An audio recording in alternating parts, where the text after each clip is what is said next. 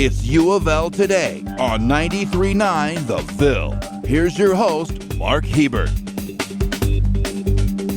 Welcome to U of L Today with Mark Hebert. I am that guy listed in the title, Mark Hebert, and this is a show about all things U of L, academics, research, great students, great faculty members, and so we hope to make you a little bit smarter with this program today. Now, usually, if you've been catching some of these programs, we talk about 2 or 3 different topics during the course of 30 minutes. We highlight various research, academic programs, or events at U of L. Well, today we're just going to focus on one area with a slew of controversial topics included in that one area, and we're talking about education. So we're going to talk about Common Core standards, teachers' evaluations tied to student test scores, charter schools, should there be alternative theories to evolution and climate change being taught in Kentucky science classes. Yes, all those controversial topics in less than 30 minutes, ladies and gentlemen. You've got it all right here on U of L Today with Mark Hebert. So, to help me along here, 3 experts from U of L's College of Education and Human Development, Dr. Harry Buker, who is the liaison for district and school partnerships, and she's also an instructor in the Nystrand Center of Excellence in Education. Welcome, Harry. Thank you. That's Harry with an IE, by the way, in case you couldn't tell by the voice, the female Harry version. Thank you. Dr. Tom Treader, professor and director of the Center for Research in Mathematics and Science Teacher Development. Welcome, Tom. Good morning, Mark. Welcome back, by the way, I guess. You've Yes. been on this program before. And Dr. Blake Hazelton, associate professor at the Department of Educational Leadership, Evaluation, and Organizational Development. That's a mouthful. And he's also the former superintendent of Oldham County Schools. Hey, Blake. Good to be here. How you doing? Great. Good to see you. All right. Well, let's just dive right in here. You all work in the College of Education at the University of Louisville, and I suspect you've probably been dealing with some of these controversial subjects that have been coming up in the news and training the next round of teachers on how to deal with some of these things. So let's talk about Common Core. It's controversial. Educators say we've got to have a set of national standards. Some parents are saying, no, the federal government shouldn't be in this business. So what do you all say? Harry, if you want to go at it, go for it first. Okay. I can start. I think that it was important for Kentucky to, first of all, have a set of international benchmarks that we can prepare our students so that they can be globally competitive in the world when it comes to jobs and opportunities. The Senate Bill 1 that came along was a comprehensive school improvement area in which we targeted not only the public schools, the P-12 schools, but we also involved the Council for Post-Secondary Education, which brought in the colleges to prepare teachers to teach those standards and also to hold teachers to those, and the colleges to those same standards. So that was a crucial piece, along with the Educational Professional Standards Board, which licensed the teachers. So for the first time, we had a reform that really included post-secondary education. And that was key because one of the main complaints was that our students were not college and career ready in the state. And so in order to get them there, what do we have to do? So not only do we have Common Core standards, but we have teachers who know those standards and are able to teach them in ways that students will understand. Well, Blake, you know, I've been around for a long time, and you have too. When I was a reporter, you know, Kentucky had the Education Reform Act, and we had standards. We had these standardized tests that every kid in Kentucky had to take at different grade levels, and that was supposed to solve all the problems that we would know how each child was progressing. So why did we have to have a Common Core? What's the difference between Common Core and what we had with the old CARA test or the CURIS test, et cetera? Well, the federal government has had a limited role in education. Constitutionally, by the 10th Amendment, we're doing international comparisons with countries that have national standards and assessments that go along with them. And so the initiative, Common Core initiative, wasn't a federal initiative. And I think there's a lot of politics around the discussion that's going on related to Common Core. It was an initiative from the National Governors Association and the Council of Chief State School Officers.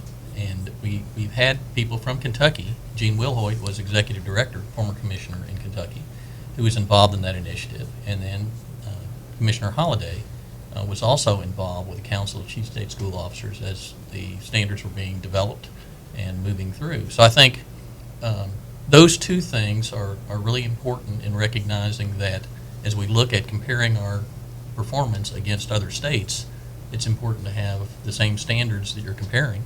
And then if you look at international comparisons, which seem to be more importance in being competitive globally, then it's important to have standards that we're in agreement with. So we have 45 states, I believe, have adopted the standards, and I think that's important.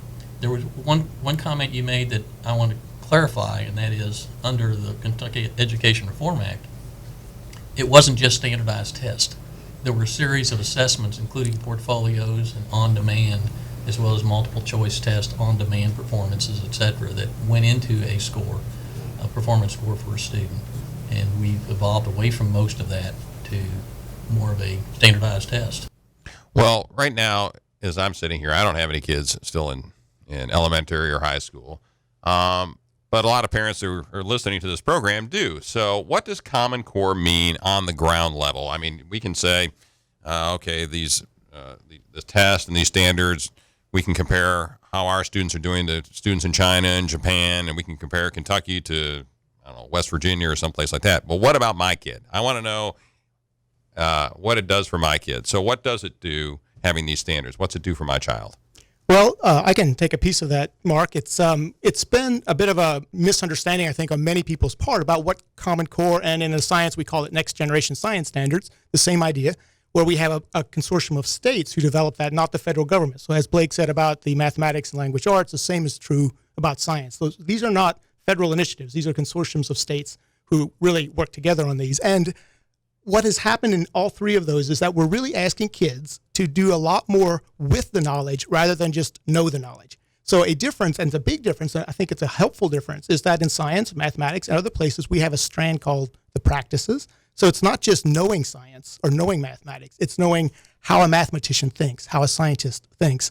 And that's really a ground shift in terms of what we expect our kids to know, which then as a teacher education college, we have to make sure our teachers are prepared for that. So I think there's some confusion out there as some of the controversy, as you mentioned at the beginning, is really a lack of understanding. So when a parent who doesn't really understand how kids are expected to think sees what looks to them like a complicated diagram, if you will, a mess of drawings and circles and X's, it's hard to interpret unless you have that teacher lens or that knowledgeable lens that student maybe is regrouping numbers and using powers of 10, those sort of things, which is understanding how numbers work rather than an algorithm which they just do mechanically. Like rote memory, doing stuff from rote memory. You have to understand to be able to apply it. Right. And it doesn't look the same as the people, the parents out there. We didn't learn it that way. And so it looks weird. It looks funny. To them, it looks messy as opposed to looking like it's rich thinking, which it really does represent. And instead of just what you know, it's what you can do with that knowledge. How can you apply it? How can you make it real world?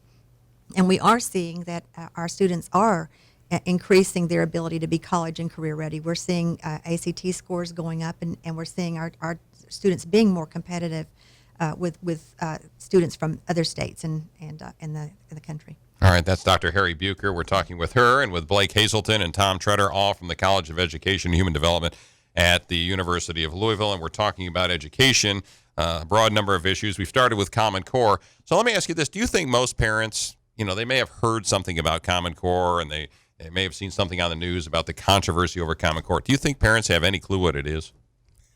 Seriously. That's a good question. I think many parents don't. In fact, there's a big misconception that I see in the media, at least, and that's confusing Common Core and Next Gen Science Standards, which is about what students should know and be able to do. They're confusing that with the testing program that is the national, accountability test that states are implementing. So people will confuse those issues. The standards are not about a test. The standards are not the test. The standards are what kids should know and do. And the testing program is a whole different decision. It's a whole different piece of the puzzle that people often conflate the two. And I think that's an important distinction to make. The standards, frankly, as I've lived and worked with them for more than a decade, and the old standards in science and now the new ones, the standards really do represent the best knowledge about how people think mathematically, scientifically, and with language. And Blake Hazelton, you said earlier you thought there was a little bit of politics involved here. There's never been any politics involved in education, has there? That has never happened, has it?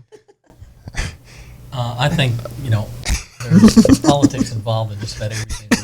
That's a softball for you. That's a softball. So diplomatic. I set him up for a good answer here, and I throw him the softball, and he cannot hit it out of the park. We're going to take a short break, but when we come back, we'll talk about school choice and publicly funded charter schools. Are those good ideas? You're listening to UofL Today with Mark Hebert on 93.9 The Ville. This is our time to soar. We are an unstoppable force, of innovation and academic excellence, solving the world's mysteries through research, stimulating growth in our community and beyond, and inspiring the next generation of leaders to build a better future for all of us. We are the University of Louisville. Watch us take flight.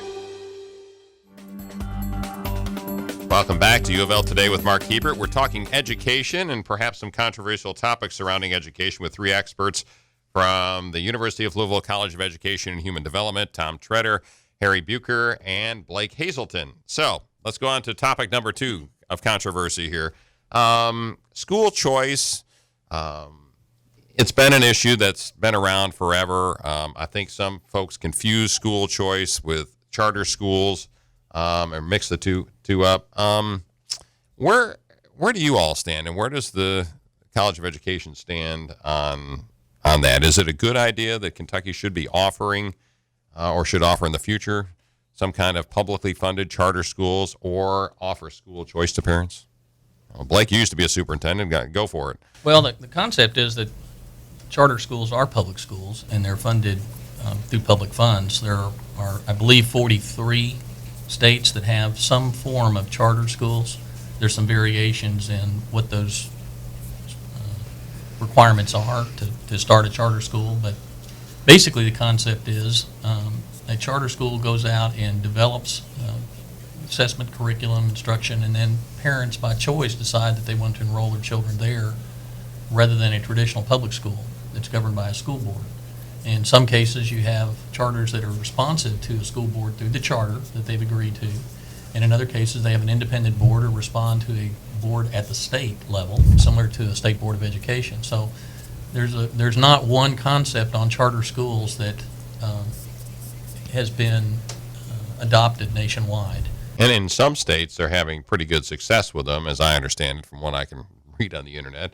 And in some states, it's a mixed bag, that some of the charter schools are very successful and taking kids that, mixing them up and taking kids that were not necessarily coming from great backgrounds and great educational backgrounds and boosting up their test scores and getting them prepared. But in other cases, charter schools just aren't working. Is that a fair assessment? I think it is. I think that the jury's out, and in several cases, they've closed down because they weren't successful, or parents just opted not to continue. Parents have choices now. They have private, parochial, homeschool, public schools. The difference is whether they're funded, and that's somewhat the controversy of the charter school, is if the charter school is going to be publicly funded, then does it have to be in compliance with the same rules and regulations, statutes, and requirements that public schools have? And the other issue is admissions. Do they have choice themselves? Is the first choice who the school accepts as a student? And you could get into situations, and have gotten into situations, where they select, as other public schools do that aren't charters, categories of students like engineering or arts. Harry, you want to chime in on this one? Just that we've done tried to do lit reviews on how the charter schools are doing, and there's really a mixed bag on results there. Whether they can select out students that are not doing well, and that may skew the data. It's just really hard to get a really valid and reliable picture of what's going on in those schools, and are they really effective or are they not effective? All right, let's talk about one other thing, Tom, and we'll get to you on this one. That's kind of a big topic, I think, with some might say social conservatives, and that is science standards. We've seen what happened in Kansas, where the state school board tried to put in certain standards for teaching of science, what you could and couldn't teach, involving evolution, climate change, those kinds of things. So what is going on out there in terms of setting standards for the teaching of science? What you can teach, what you shouldn't teach. Yeah, that is a good question. And of course, as education is a state level and then local level decision, it varies, of course, by state. But the large picture is that there really is no scientific controversy about those topics, about evolution, climate change in particular. Those are the two that tend to emerge. Sometimes Big Bang and origins of the universe is another theme that people react to. It's not scientifically controversial. It's sometimes politically controversial, socially controversial, And so I think it's important to distinguish that, that when folks are hearing that there's controversy, it's either a false controversy that people are using for their own agendas, or they're honestly confused in that what the controversy is not on the science side. The thing about science is that you never get 100% sure facts. I mean, science changes and grows. That's a strength of science, in fact. And the fact that science will change over the course of decades and years is not a weakness. It's rather an indication of how science is done. So when a scientist, being the normally cautious selves they are, they'll say, well, we have a 97% confidence that climate change is being influenced by human behavior. And when more than 97% of serious scientists agree with that, that's as strong a consensus as you're likely to get. So in the College of Education, and we'll talk about this in a few minutes, about what you're teaching the future teachers, are you telling them, hey, down the road sometime, the state school board in Kentucky or whatever other state you may go work in may decide, Mr. or Mrs. Science teacher, that you have to teach an alternative to climate change, that you have to say, oh, it's just a cycle that the Earth is in, number one, and that humans aren't causing it, or B, on another thing, that you have to teach evolution of what's in the Bible. Are you telling them that, hey, this may come to pass down the road? Well, we certainly address those topics because we know that they're going to face that. Many of our teachers will face that in the classes. Some students and parents of those students do react very strongly to those topics, and we try to help our teachers be prepared for that. And so the best way to be prepared is to be aware it's there and to acknowledge and respect people's beliefs. I mean, that's certainly, people own their beliefs, and we don't recommend our teachers try to change people's opinions. What we do suggest is that they try to help our students understand the difference between a science evidence and then what one chooses to do with that evidence. And so I think we try to help them navigate that so that they can demonstrate to their students that we hear you, we understand you, you can hold your own beliefs. At the same time, the science consensus is XYZ. And if that were to change in the future, obviously our teachers are held to the state standards. And so if the standards change in some meaningful way, then we would want to make sure our teachers are aware of that and address that. I personally would try to help them navigate the difference between a science piece of evidence and a non-science piece of evidence. Is it realistic to think that a child from that kind of background that you just talked about, Blake, can ultimately succeed and has a great a chance of succeeding as a child who grows up in a home where their parents are reading to them every night when they're babies, mom and dad are college educated? I mean, is it realistic to think that kid that doesn't come from that background has just as much a chance as my child would? Harry, is it? I just had a situation yesterday where I was interviewing a young lady who was going to enter our graduate program, and she was a first-generation college degree child in her whole family. And in talking with her, I realized that it is possible for anyone to do this, but it does take a lot of work. And I'm a huge fan of multiple measures when we're looking at students, whether or not they can be successful, rather than just one test. That's why we like to have writing samples, interviews with them, discuss ways in which they've persevered. I know that we work really hard on that with some of our students who are in the West End at one of our, we call them our signature partnership schools, where we work with them on resilience and hanging in there, and what do you do when times are tough, and how do you dig in and do. And I think those are important skills that we instill in our young people, and if we can do that and they can be resilient enough, they can do anything they aspire to do. So they can do it, but the odds are not as great with them. I mean, that's just logic, right? It takes extra resources. I think that's one of the things, it's multiple factors that continue to pile on top of each other. And so if you have a concentration in neighborhoods of poverty, well, that's a natural demographic phenomenon that happens. So then you get concentrations in schools, you get, resources not equity distributed, and equitable is not equal. I think that's a big distinction. That when kids have advantages for other reasons, whatever they may be, then equal doesn't mean they get the same amount of dollars and resources and teacher-student ratios and those sort of things. That we really want to be more equitable. And I think we're making strides in the right direction. It's slow going. It's going to be a long journey. But I think there's a lot of progress been made in the last decades, and I see that as an upward trend. And in addition to what Harry is talking about, our teacher candidates, by and large, historically have come from middle class or upper middle class just because that's the pool. And so they, as a group, don't tend to bring that cultural perspective that many of our students now bring, especially as the English learner population grows and the United States becomes more ethnically diverse across the nation. And so we're making every effort to make sure that first we recruit diverse students to be teachers, and also that the teachers that do come get that experience and that training. We have coursework that try to help them understand how that works. I want to pick up on Harry's multiple measures on assessing student progress, because I think that's really something that we've lost ground on that we need to go back and recapture. I don't think that when you come to work every day at the end of the day, you're going to have a multiple choice test that's going to assess whether you're successful or not as a broadcaster. And I think that from my experience, when we were actually sitting down and taking the ACT sample test, one piece that we noticed was that speed is important. You can get a lot of questions correct, but if you don't get enough of them correct, it has an adverse impact on your score. And part of that has to do with the cost of the testing, and that they're multiple choice questions in most cases. And so there's some issues, I think, in how we assess student success and potential for success. The bigger issue is getting them off to a good start, and that piece of can they overcome these obstacles. One way of overcoming them is with additional time, extended school days, and extended school years. We've seen evidence in the Signature Partnership of summer bridge programs where you have students in the summer that finish school and then participate in a 6-week summer session, not remediation, but basically maintenance and advancing, especially in literacy areas. And so we think that there are proven methods. Our experience has been there are proven methods. We've got the data and research to support them. Part of that was written up in the Journal by Vanderbilt last year about the Signature Partnership, and certainly encourage you to review that at some point. In your spare time. In my spare time, yeah. But think that the answer is yes.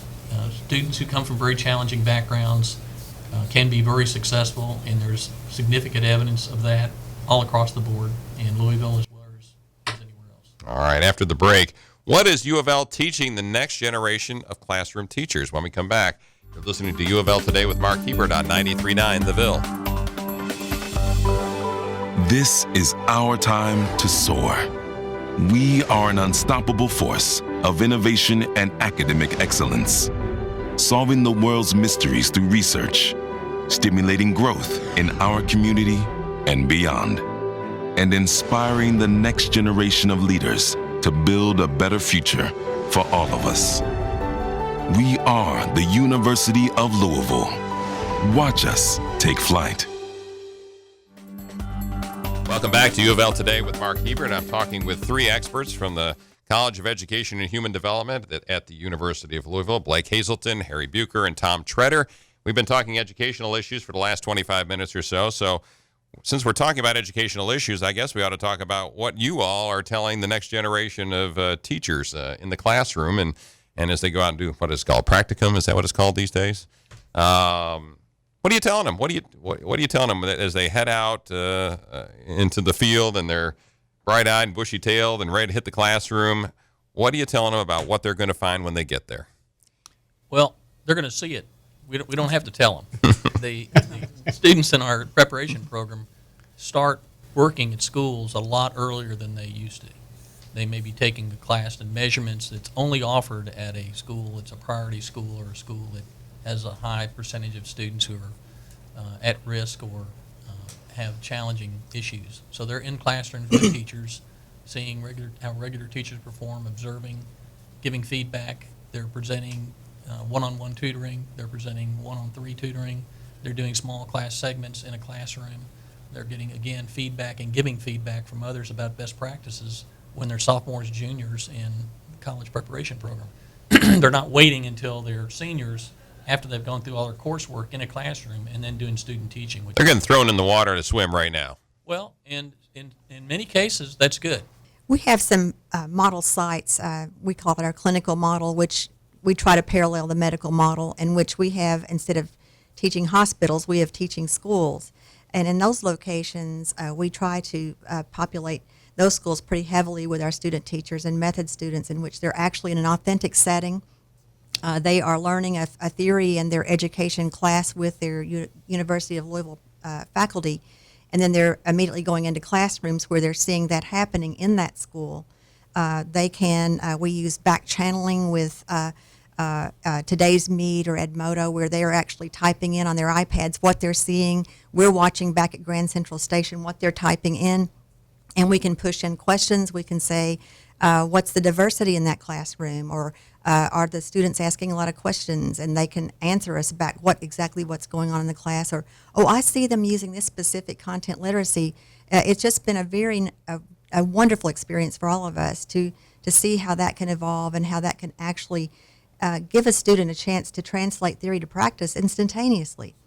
Instead of learning something on campus and maybe or maybe not seeing it when you go out and do your observations, we have left nothing to chance. We know they're going to see it when that's being done in the classroom. So it's a really exciting time for us as we start to explore those teaching schools for us. Are the teachers today that we're turning out from the University of Louisville or any other college, are they better than the teachers when Blake was a superintendent at Oldham County? I thought you were saying when Blake was a teacher, he was a biology teacher. I don't know. Were you a teacher? I was I not don't going to know. touch that. Were you? Okay. A long time ago. I would say yes. I mean, and that's, I guess, saying against myself because I was a teacher 25 years ago when I started. And, now I'm producing the next generation, helping to do that. And what I'm seeing in our teachers is passion. I'm seeing that passion for learning, the passion for people. There was a sense sometime back when teaching was about knowing stuff and then telling, and that is not at all today's world. And we know that, our teachers know that, their teachers were preparing, and they really do come in it with a passion. They have a passion to change the world, and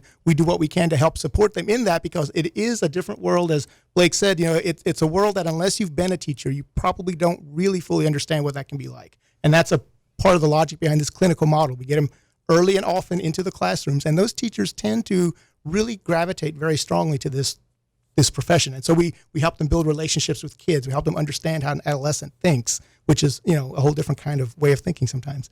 We have classrooms at schools, and Harry referenced them, but a UofL classroom at the school where a professor is teaching a class at the school rather than on campus. And we found that to have significant benefits where students can come in, teachers can come in, and actually see them in having an experience there. I don't want to dodge your question because I had outstanding teachers. Of course you're going to say that. I've been very impressed with the candidates that we've had come out of the program. Other people obviously have been because they get hired in many cases early because they've been through a program where they've had the clinical experience before they get out. So I'm very excited about the future of education and the people we've attracted to it. I had just a wonderful experience. One of the very first ones I met as she was going through our program was teaching at one of our SPI schools. And she graduated. She was immediately hired.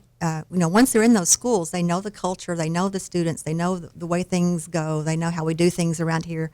And so it's a nice fit for them to go ahead and be hired. And then she went through her internship year. We watched her go through that with flying colors.